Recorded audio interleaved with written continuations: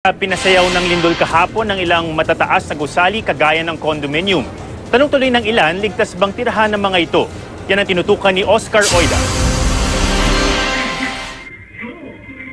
Sa kuwang ito ng CCTV sa loob ng isang unit sa 18th floor ng isang condominium sa Taguig, makikitang abala si Lola Cora Buendia sa pag-aayos ng kanyang bag.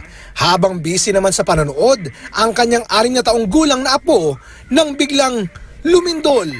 Lumindol na. Lumindol. Ang isa sa mga anak ni Lola Cora, nakunan pa ng video ang pag-ugoy ng kanilang ilaw. Sobrang lakas, as in, it's super nakakatakot talaga. Wala naman daw nasaktan sa kanila, pero matinding trauma daw ang idinulot nito kay Lola Cora. Wala pa kami sa high-rise, takot naman siya sa baha. Pero ngayon na nasa high-rise na kami, doon naman siya sa lindol. Ilang video rin ng mga animoy nagsasayaw na gusali ang kumalat sa social media. Gaya na lang ng kuwang ito sa isang kondo sa Mandaluyong.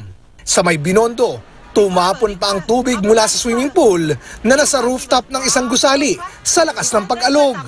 Pero ayon sa mga eksperto, normal lang daw para sa mga matataas na gusali na tila sumayaw ng ganito kapag may lindol. Yun ang design talaga. Kasi parang yung oak tree, yung timber, versus a pine tree or bamboo. Yung pine tree or bamboo nagsusway. Pero yung mga oak tree, yung mga strong timber, nagbe-break.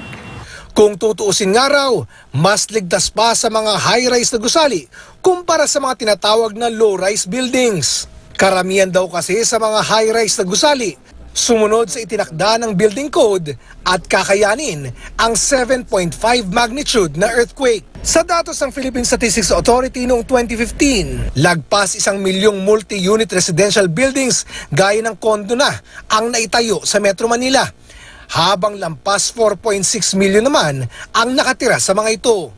Posibleng mas dumami na ang bilang na yan. Matapos ang nangyaring lindol kahapon, dapat daw ngayon pa lang, isa-ilalim na sa tinatawag na structural audit ang lahat ng gusali. At yung mga di papasa, dapat daw agad na i-retrofit. Mas mahal ang rehabilitation after the disaster. Oscar Oida, Nakatutok, 24 Oras.